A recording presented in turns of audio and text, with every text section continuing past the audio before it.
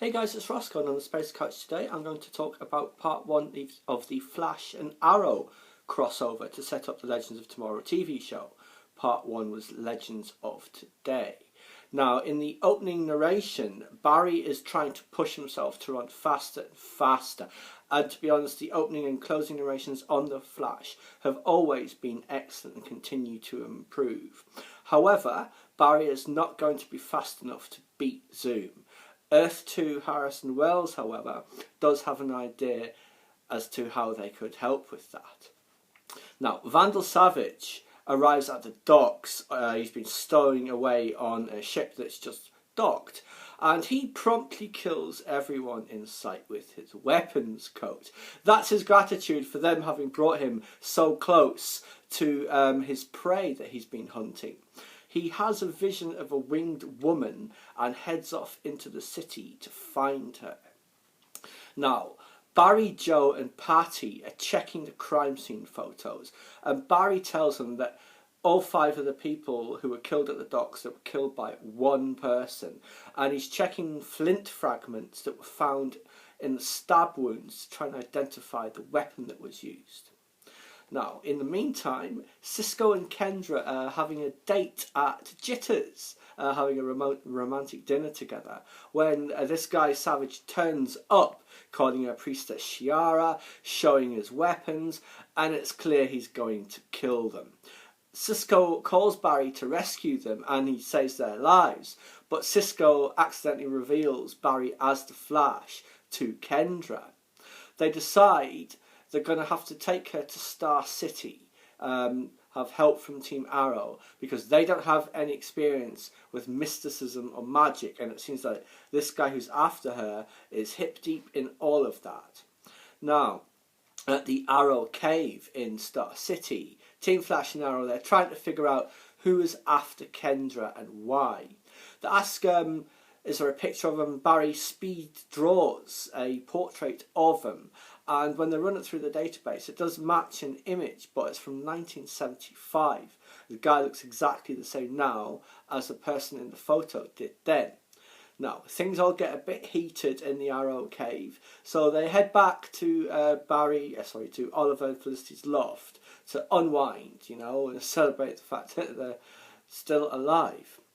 In the meantime, in Central City, Harrison Wells and Caitlin are trying to develop a speed serum to help Barry beat Zoom, but it's going to need to be tested on Jay Garrick first.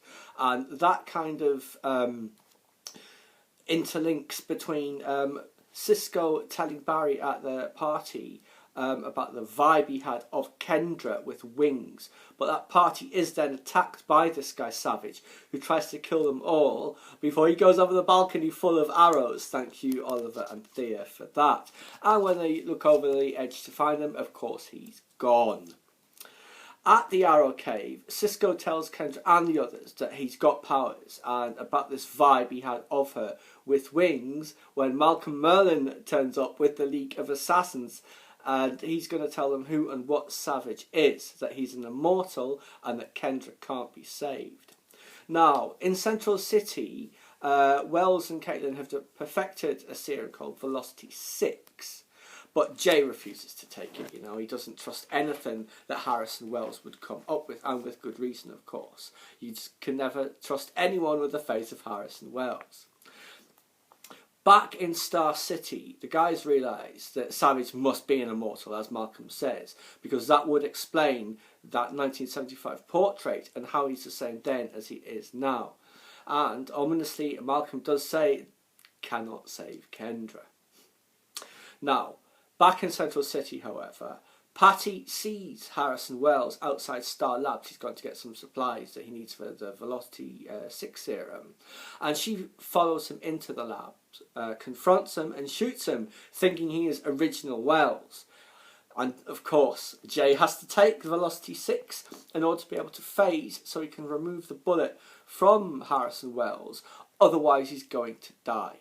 Now, when Joe turns up and finds out what's going on, he sends Patty away. She doesn't know anything about Earth 2, even though she's part of the Metahuman Task Force.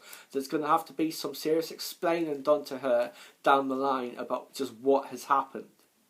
Now, Back in Star City, Kendra and Cisco, they're just trying to have just a quiet moment, a moment's peace, you know, and he's trying to reassure her that everything's going to be okay when a guy with wings swoops down out of the air, picks her up and flies off. Lands on top of a building, tells her he's Prince Khufu, she's Princess Shiara. Kind of similar to Vandal Savage in how he was speaking to her, although perhaps not as menacingly evil. She does have very brief flashbacks of them in Egypt as lovers, and he says only he can protect her from Vandal Savage until she emerges.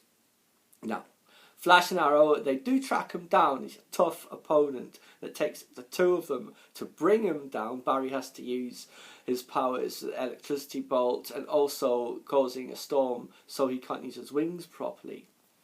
So when Khufu wakes up, he's wrapped in chains. Now, he tells them that he and Shara are lovers and have been for 4,000 years. Each time they reincarnate, they find each other, and each time they end up getting killed by Vandal Savage. 206 times so far. Each time he kills them, he gets stronger. Barry says, well, why don't we just get rid of him? It's like, you're not just going to get rid of him. And of course, that is the point at which Malcolm turns up again with the League to says, it's going to be harder than you think. Now, he tells them Savage has left the city and he's looking for an artifact called the Staff of Horus, a weapon. Now, Khufu, he recognises this item as being a relic from their past that would make Savage almost unstoppable. So they decide Kendra's going to need to access her powers and wings and fast. First attempt goes pretty badly when Khufu essentially pushes her off the roof. Her powers don't emerge. Barry has to dash down the side of the building to save her. Before she can try again, Oliver and Barry, they've come up with a location for where this staff could be in Central City, and they head off to it. It's in some church, it's now part of there, but Savage has beaten them to it. And during the ensuing fight, you know, Barry tries to take the staff, and he just gets shoved right off of it, can't keep a grip on it. Now, in the meantime, while that fight's going on, Kendra's trying again to access her powers. She realises she's going to have to accept who and what she is, you know, and she steps off the side of the building. Falls and her wings emerge, her powers emerge, just as Savage is about to kill Oliver and Barry. Now, he can sense that she has emerged, so he then just destroys the church. You know, that's where he goes on about he used to enjoy slow deaths and now he just finds them boring. So Oliver and Barry manage to flee just in the nick of time. Now, Kendra lands back on the rooftop. Cisco is agog. He's completely in awe of Hawk Girl, as he calls her. You know, it was really well done, that scene as well. It's like, oh my god, you are totally amazing. Now, back in Central City, however, in the aftermath of the shooting and Jay having to take the serum, he tells Wells, I might have saved your life, but I'm not taking it again. Don't give it to Barry, you know. Obviously, Wells is not going to listen to him. Who knows how that will work out. I do know Kid Flash, Wally West is turning up soon. How he gets his powers, maybe he ends up taking the Velocity 9 version. Who knows? I guess we'll find out in due course. Anyway, as Savage is in Central City, the gang decides they should all head there to try and stop him once and for all. But Oliver's focus is thrown right off balance when he's in jitters with Barry and he sees a young boy who's the right age to be his son with his ex-girlfriend, who was supposedly paid off by his mother years ago to tell them that she had a miscarriage. That will, of course, all play out in the following part of the crossover on the Arrow show, which is called Legends of Yesterday. Have to say, it was incredibly action-packed, so many things going on. I thoroughly enjoyed it. I mean, all this pre-work they've been doing for Legends Tomorrow, it's really now paying off. Seeing the Hawks emerge, fantastic. And Vandal Savage, he is brilliant. He's really evil and menacing. That theme that they play every time he appears, that haunting Egyptian kind of music, is brilliant. I absolutely love it. Please subscribe to my channel if you enjoyed this content. Leave me a comment or a suggestion for an upcoming TV show you'd like to see discussed. Why don't you let me know what you thought of this? I'll be reviewing part 2 in a separate video, or like the video.